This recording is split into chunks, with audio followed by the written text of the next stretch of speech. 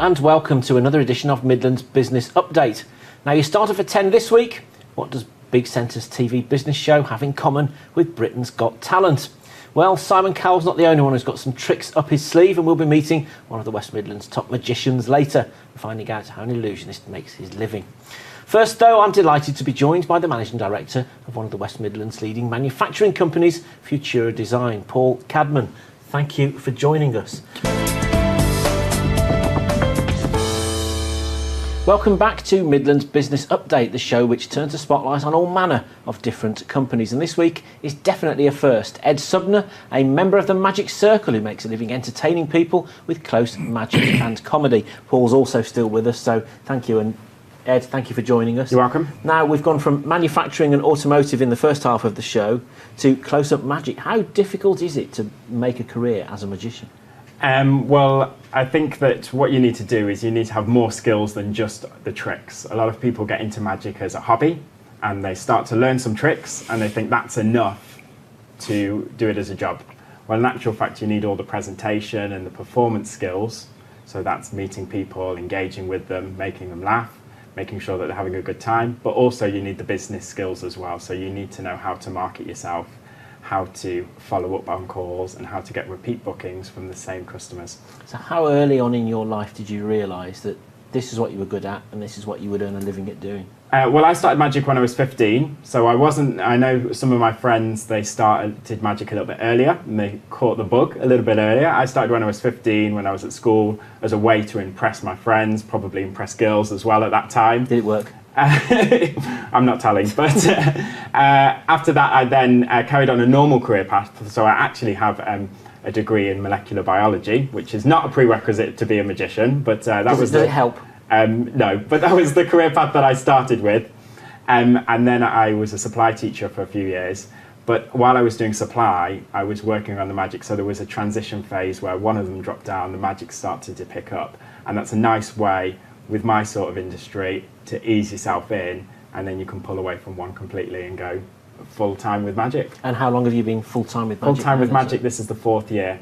And has it gone well? It's gone fine. Some months you have a month where it's a little bit lower than the other months, but then you pick it up in the next month. So, you know, November is usually a little bit of a quieter month, but October is very busy because we've got Halloween, and December is very busy because you've got Christmas and New Year. So I don't worry about November. The other 2 months will take care of it. And presumably shows like Britain's Got Talent that we had on last week, where you've got magicians getting through to the final, it showcases the trade, it reminds people of what can be done, It's and exactly what sort of wow does. factor it's got, doesn't it? It reminds people that magic is out there and what magic can be, and then if they can't book the people from Britain's Got Talent or the people who they've seen on primetime TV, they will phone the local magician, so it increases the business for that.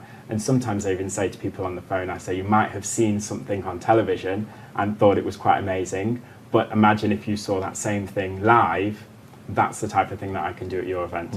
Well, the stage is yours. Show us what you've got. Can I borrow something off you first? You can, yes. Yeah. Not too personal, is it? No, have you got a £10 or £20 note? Just some paper money would be great.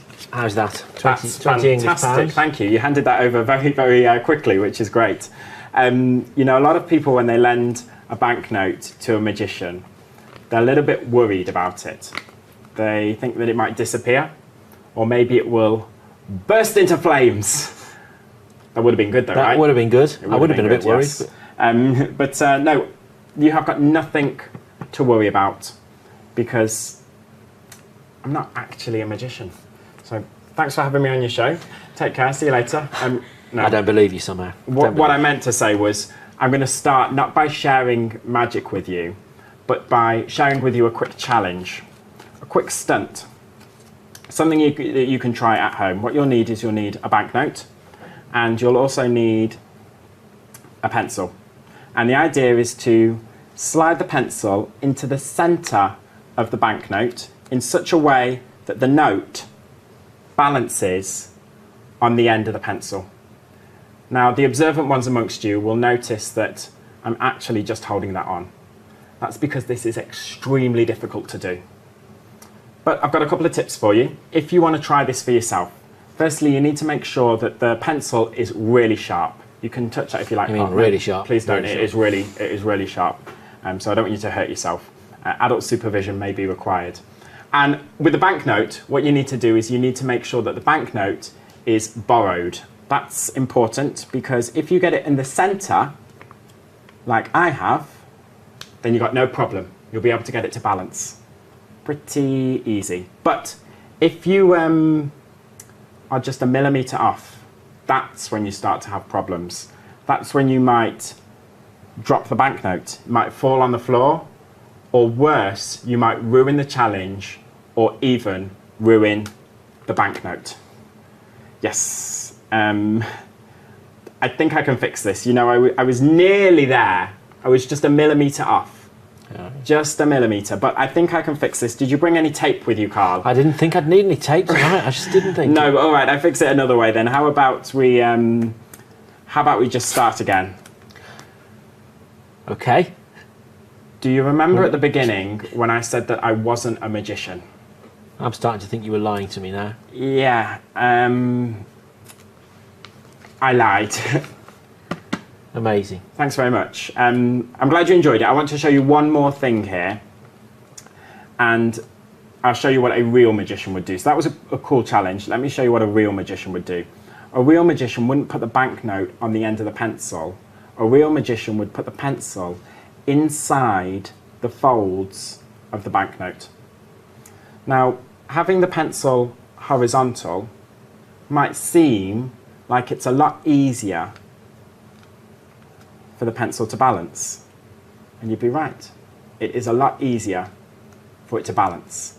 In fact, some of you might be thinking, anybody could do that. But only a magician can do something that is completely impossible. That's completely impossible. Thanks very much. I'm glad you agree. And I can hardly believe it myself, to be honest. But thanks for lending me a pencil, by the way.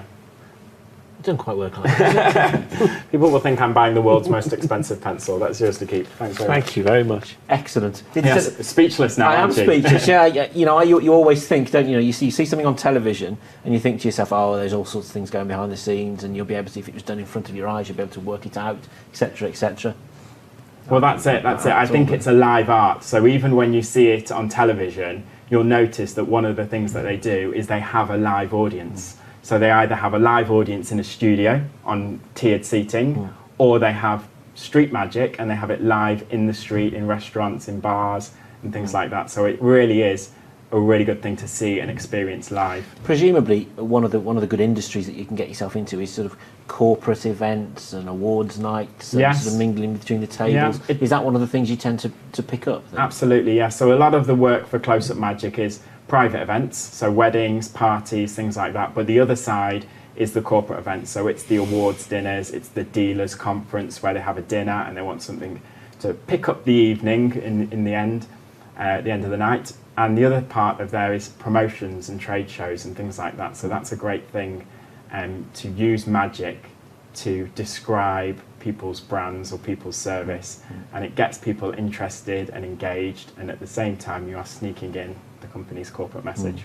What's the next stage then for somebody like you in terms of developing your business? Because you could carry on touring the region, doing exactly what you're doing now, but I mean, how do you sort of build that into something larger as a business? Yeah, one of the things that I am working on at the moment is the long-term plan of not performing as much magic as possible. Now, that sounds quite strange, but somebody asked me once, they said, is your goal to perform magic all the time, every time?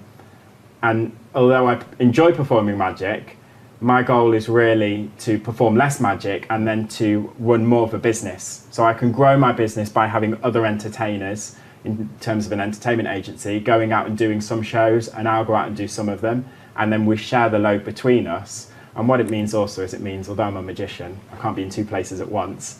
If I get a booking and I'm already booked, I've still got a way to earn some money from that event without losing it completely, without just saying no to the client. And you're launching a new company, is it called Ready Steady Magic? Ready Steady Magic is already running, but that will grow in a similar sort of way. With the Close-Up Magic, I'm working with myself and a business partner, and we're building an entertainment agency. Very, very new at the moment. We've only done 2 events. But Ready Steady Magic is the other side of my magic performing career, which is children's magic.